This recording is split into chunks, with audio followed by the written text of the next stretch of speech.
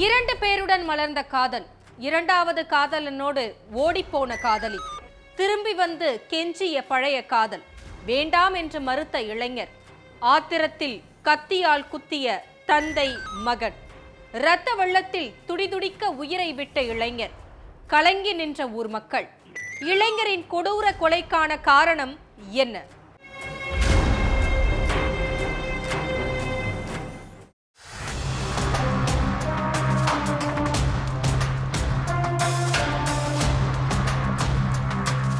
அந்த பெண்ணும் பையனும் ஒரு வீட்டு வாசல்ல நின்று ஒருத்தருக்கொருத்தர் கோபமா பேசி சண்டை போட்டுட்டு இருந்தாங்க.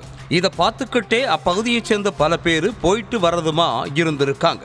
அப்போ திடீர்னு அந்த பையனை அந்த பொண்ணு அடிக்க தகராறு பெருசா ஆகி இருக்கு.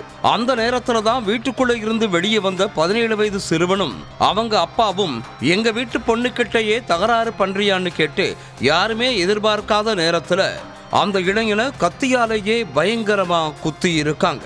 இதுல வயிற்றை பிடிச்சுக்கிட்டே ரத்த வெள்ளத்துல கீழே சரிஞ்ச அவரை அக்கம் பக்கத்துல இருக்கிறவங்க தூக்கிட்டு போய் மருத்துவமனையில அனுமதிச்சாங்க.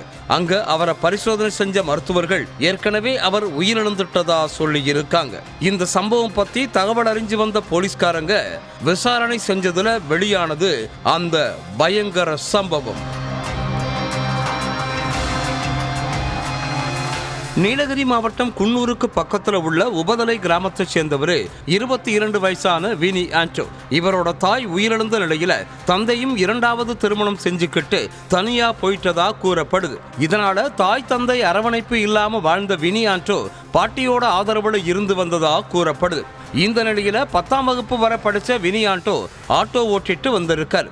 வினி ஆண்டோ சம்பாதிக்கிற பணத்தை கொஞ்சம் வீட்டுல கொடுக்கறதும் மீதமுள்ள பணத்தை நண்பர்களோட சேர்ந்து செலவு செஞ்சு ஜாலியா ஊர் சுத்திட்டு வர்றதுமா இருந்திருக்காரு. இந்த நிலையில தான் ஆண்டோ அதே பகுதியை சேர்ந்த ஒரு பொண்ணை பள்ளியில படிக்கிறதுல இருந்தே காதலிச்சுட்டு வந்ததா கூறப்படுது. பல வருஷமா 2 பேரும் பேசுறதும் சிரிக்கிறதுமா சந்தோஷமா காதலிச்சுட்டு வந்த நிலையில சில மாதங்களுக்கு முன்னால இன்னொருத்தன் இவங்களோட காதலுக்கு இடையில புகுந்திருக்கான். இதனால சலனமான வினி ஆண்டோவோட காதலி அந்த பையன் கிட்டையும் பழகுனாங்கன்னு சொல்லப்படுது.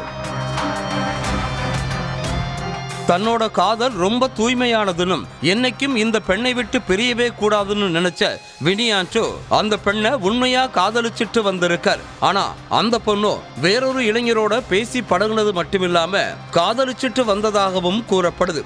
ஒரு கட்டத்துல காதல் பெயரை சொல்லி வினி ஆண்டோவை ஏமாத்தின அந்த இளம்பெண் தான் 2வதா காதலிச்ச அந்த பையனோட வீட்டை விட்டு வெளியேறி ஓடி போனதா கூறப்படுது. இந்த விஷயம் அப்பகுதி முழுக்க பரவன நிலையில வினி ஆண்டோ காதலையும் விழுந்திருக்கு. இதனால உண்மையா காதலிச்ச வினி மனசு உடைஞ்சு போய் வேதனையில தவிச்சிருக்கார். ஏற்கனவே தாய் தந்தை ஆதரவு இல்லாம மனசுல காயத்தோட வாழ்ந்துட்டு வந்த வினி ஆண்டோவுக்கு இந்த காதல் மருந்தா இருந்த நிலையில இப்போ அதுவும் பெரும் வலியோட காயத்தை உண்டாக்கி இருக்கு. இதனால நண்பர்கள் கிட்ட கூட பேசாம தனிமையில இருந்துட்டு வந்திருக்காரு வினி ஆண்டோ.